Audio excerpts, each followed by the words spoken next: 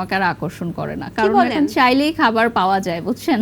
আপনি না অক্টোপাসের ফুল গ্রিল পছন্দ করেন? আমি তো দেখেছি। পছন্দ তো করি, বাট দেখা যায় কি একটা জিনিস যখন আপনি রেগুলার বেসিসে পাবেন সেটার কিন্তু মূল্যায়ন আপনার জীবনে কমে যাবে, এটা তো ট্রু। তো এটা আসলে আমি এটা বললে আসলে কেমন হবে আমি জানি না, বাট অনেকেই আছে যে এই ধরনের ড্রেস, রেডি হওয়া, মেকআপ করাটা তাদের ড্রিম। হ্যাঁ, ড্রিম থাকে, বা একদিনের জন্য যখন তারা প্রিপারেশন নেয় অনেক কিছু চিন্তা করে। বাট আমরা যেহেতু রেগুলার বেসিসে পড়ি, তো আসলে বছরের পর বছর, বছরের পর বছর করতে করতে না আসলে থাকে না। যেমন ঈদের দিন আমি একদমই মেকআপ করি না, একদমই নতুন কোনো গর্জিয়াস ড্রেস পরা, কোনো গর্জিয়াস অর্নামেন্টস পরা, এগুলো করি না। এমনকি আমি ঘর থেকেও বাইরে যাই না, আমি ঘরেই থাকি, ঘরের জামা পরে একদম, মানে ওটাই আমার কাছে মনে হয় এখন এক্সক্লুসিভ। মানে কম দামি রিল্যাক্সের জামা পরে আপনার কাছে ওটাই আমার কাছে ভালো মনে হয়। আর ঘরের ডাল ভাতটা কি এখন বেশি ভালো মনে হয়। এখন আমি বাইরের খাবার খুবই কম খাই, মানে একদম না পারতে খাই। মানে বাসায় আমি জাস্ট আমার মেয়েটাকে বলি, তুমি আমার জন্য একটু ডাল ভাত আর ডিম ভাজি করো প্লিজ, দ্যাটস ইট। এবং আপনার একটা ফুড মেনু, দুপুরবেলার ফুড মেনু আপনি দেখিয়েছিলেন, সেখানে দেখা গেছে যে আপনি 3টা ডিম, সিদ্ধ ডিম দেখাচ্ছিলেন। অনেকে আবার প্রশ্ন করেছে আপনি কি 3টা সিদ্ধ ডিম খান দুপুরবেলা লাঞ্চে? হ্যাঁ।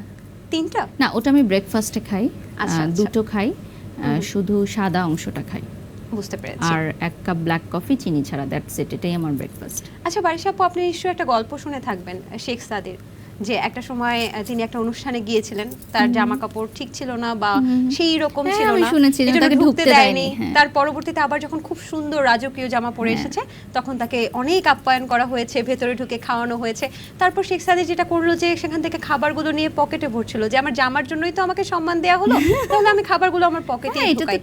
বারিশা আপু, আপনার কি মনে হয় যে টাকা দিয়ে সম্মান কেনা যায়? দেখুন, টাকা এমন একটা জিনিস যেটা আসলে অর্জন করতে হয়। আপনি তো আর এমনি এমনি টাকাটা কামাই করতে পারবেন না। টাকা কামাই করা এত সহজ না। মানুষে মনে করে এই যে 1 ঘন্টা লাইভ করে আমরা এত টাকা নিয়ে যাচ্ছি, ডাক্তার, ইঞ্জিনিয়ার বা উকিল যারা আছে তারা এত টাকা চার্জ করে না, আমরা কেন এত টাকা চার্জ করি? তো আমাদের প্রফেশনটা আবার ডিফারেন্ট, তাদের প্রফেশনটা আবার ডিফারেন্ট। তো কথা হচ্ছে যে টাকা কামাই করা কিন্তু এত সহজ না। টাকা কামাই করতে হলে ওই যে বলে না যে অনেকে যে জুতার ছালটাও খোয়ায় ফেলতে হয়, ঠিক তেমন যারা বড় বড় বিজনেস পার্সনরা আছে, যারা কোটি কোটি টাকার মালিক, এরকম চুটকি বাজায় হয়ে যায় নাই। আমি এরকম অনেক বিগেস্ট বিজনেস পার্সনদের সাথে কথা বলেছি, যাদের স্টার্টিংটা যদি আপনি শুনেন আপনি পুরো অবাক হয়ে যাবেন যে এই মানুষটা একদিন এভাবে স্ট্রাগল করেছে।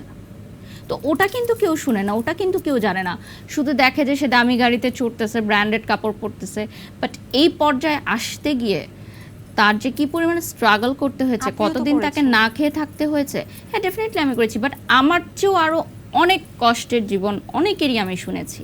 বিভিন্ন বড় বড় গ্রুপ অফ ইন্ডাস্ট্রির মালিকদের সাথে যখন আমাদের বিভিন্ন মিটিং থাকে বা যখন কোনো গেট টুগেদারে দেখা হয়, তখন আমরা শুনি এই ধরনের কথাগুলো। আমি শুনতে চাই, আমি শুনতে চাই, আমি জিজ্ঞাসা করি যে আচ্ছা আপনার শুরুটা কিভাবে ছিল।